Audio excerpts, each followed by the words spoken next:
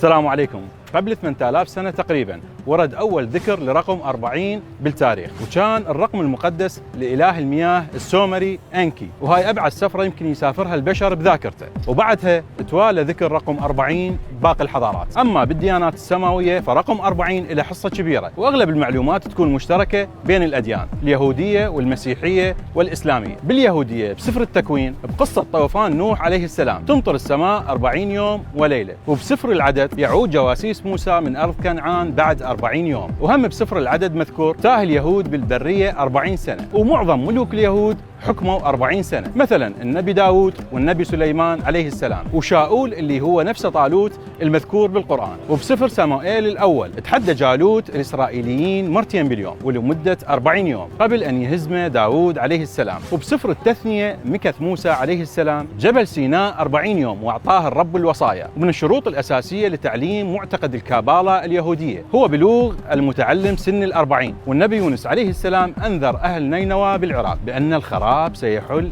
بعد 40 يوم إذا ما تابوا، وسيدنا يعقوب عليه السلام بكى على يوسف 40 يوم حتى أصيب بالعمى. أما بالديانة المسيحية فتؤمن بأغلب ما ذكر بالديانة اليهودية لكونها جزء من العهد القديم. بالإضافة لهذا يذكر إنجيل متى ولوقا محاولة إبليس إغواء يسوع عليه السلام الذي يأخذه إلى البرية ويصوم بها 40 يوم. وبسفر أعمال الرسل استمر يسوع بعد قيامته بالظهور لتلاميذه لمدة 40 يوم. وبالمسيحية أكو صيام اسمه الصوم الأربعيني ويتم به الصيام لمدة 40 يوم. أما بالديانة الإسلامية رقم 40 مذكور وحاضر بهواي مواقع. نزول الوحي على النبي صلى الله عليه وعلى آله وسلم وهو بعمر 40، وتزوج السيدة خديجة عليه السلام وكان عمرها 40. ورقم 40 انذكر بالقرآن الكريم 4 مرات، وبالأحاديث النبوية توجد هواي إشارات للرقم 40. وبصلاة الليل يستحب الدعاء ل40 مؤمن. أما إحنا كعراقيين فرقم 40 إلى معزة وقدسية خاصة لأنه يرتبط بأربعينية الإمام الحسين عليه السلام. وعالميا وحسب موسوعة ويكيبيديا تعد مراسيم الأربعينية بالعراق من أكبر التجمعات السلمية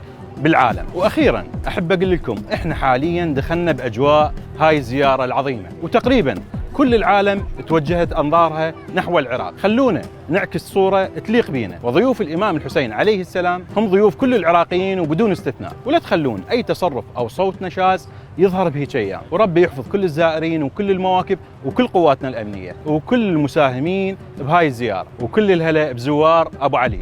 واليوم كان هنا رقم 40 بالتاريخ. أودعناكم.